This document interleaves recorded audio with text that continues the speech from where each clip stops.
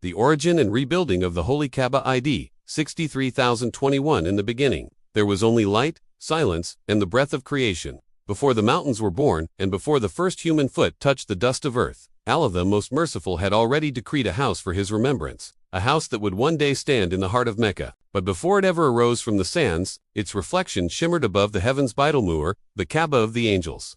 Every day, 70,000 angels would circle it, never to return again, each lost forever in divine worship.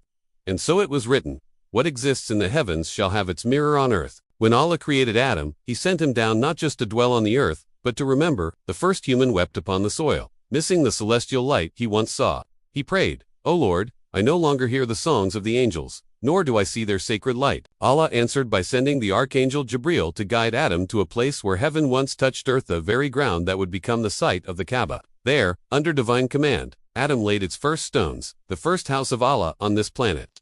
Around it, he performed the first tawaf circling the house, as the angels did around Baitul. Centuries passed, and as humanity spread, the winds of time wore down those holy walls. The Kaaba was rebuilt again by Prophet Shis, the son of Adam, and later, destroyed in the great flood of Prophet Nuh. When the waters receded, only a sacred red mound marked where it once stood. And then came a man chosen for remembrance, a man whose obedience would echo through eternity, Prophet Ibrahim. Together with his son Ismail, he raised the Kaaba once more, stone by sacred stone.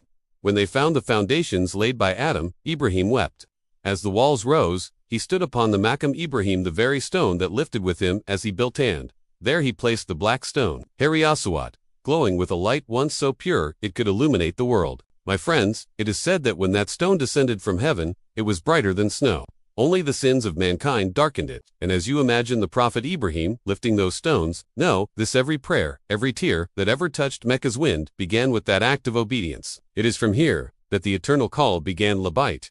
Allahumma labait. Here I am. O Allah, here I am. If you feel the pull of this story, the echo of something ancient stirring in your soul, pause for a moment and subscribe.